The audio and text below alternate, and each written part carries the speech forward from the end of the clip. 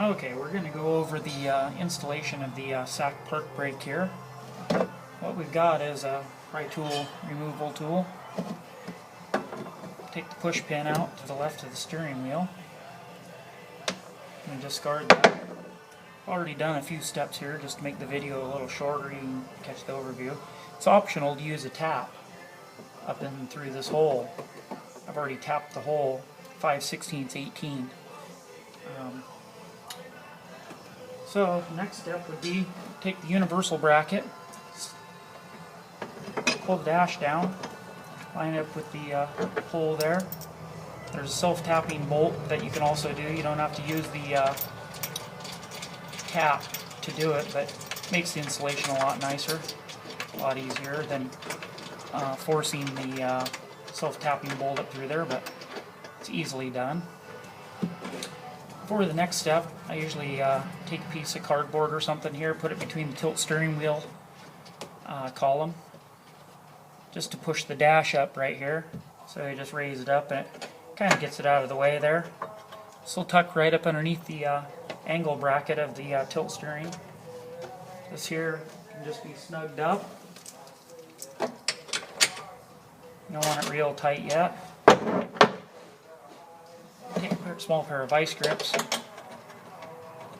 clamp it right to the angle bracket, like that. I've already drilled the hole also, but anyway, you would take a 7/32 bit right up underneath here. It's a little cumbersome to get it up under there, but it does work. Mark it. You can also mark it and take the bracket down, makes it a lot easier. Cardboard makes it to where you don't scar up your dash or anything like that, pushes it out of the way. 7/32 bit.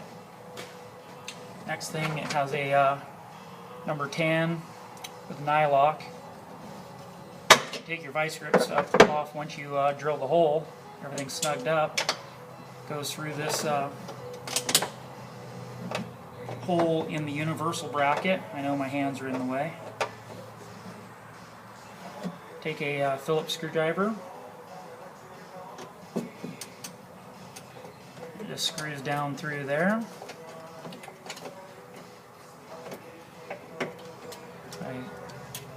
That through, and then it's going to get a nylon nut on the back side of it.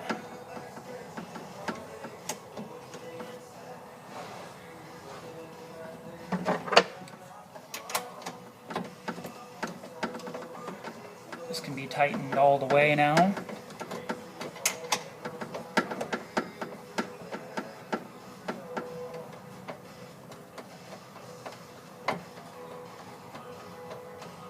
Next thing you're going to do is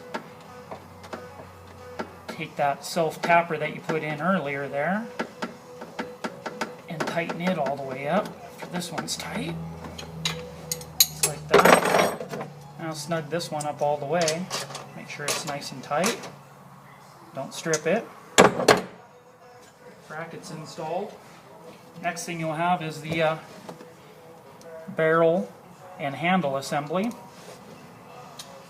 Have a big nut and washer. When it's in the car, you can also take a 1/2 inch, loosen the lock nut right here, hold it while holding the barrel here. Turn the barrel out or in, depending on if you need more or less pressure on it, and tighten the lock nut back up. It's easily done in the car.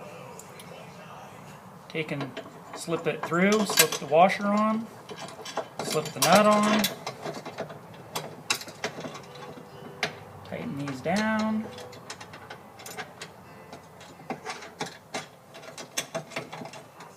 usually put it into this position. You can kind of rotate it back and forth there.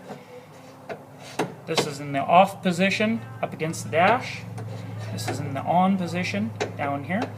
It's not in the way of anything, the way your leg comes up and whatnot. Next thing you're going to do is you're going to have the pedal end of the linkage right here. Clevis pin. It's going to be a washer and a pin to go through that. Anyway, I'm going to slip this into the handle barrel. It's going to just slip in back here. It's kind of hard to see all this, so I'm going to go over some of it out front here. Slip the clevis pin through the hole. Next thing is going to be the washer and the cotter key. It's going to back that up. So what's that going to kind of look like when it's all in there? Let's see if we can kind of show you this. The pin's going to slip through this way. You're going to slip the washer on. It's about third or fourth hole usually is about where you want it.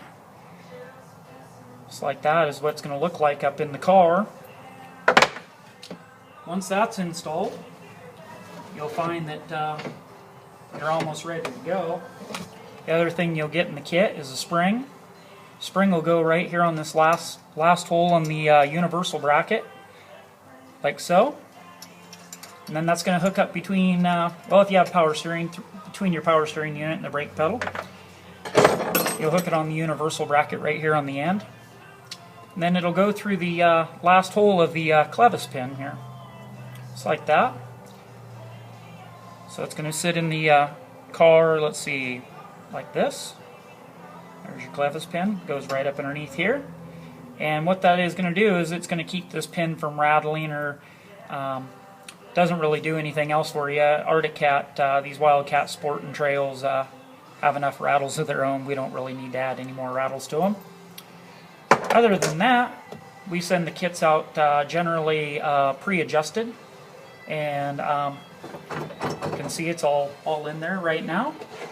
You want to apply the park brake, hold the brake pedal down, flip the lever over to on.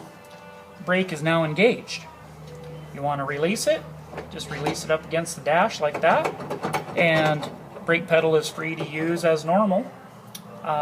You can also just flip the lever and it'll flip on. It's to be used as a parking brake. It makes it a lot easier to get out of drive, reverse, whatever on an incline. Also makes it nice for locking all four wheels on your trailer or in your toy hauler. So that is the quick installation of the SAK park brake. Fits Wildcat Trail, Sport, EPS, Aftermarket EPS. This is pretty much a universal fit for all of the trail and sports 2014 and 2017. Thanks for watching this video, and I hope you enjoy your product.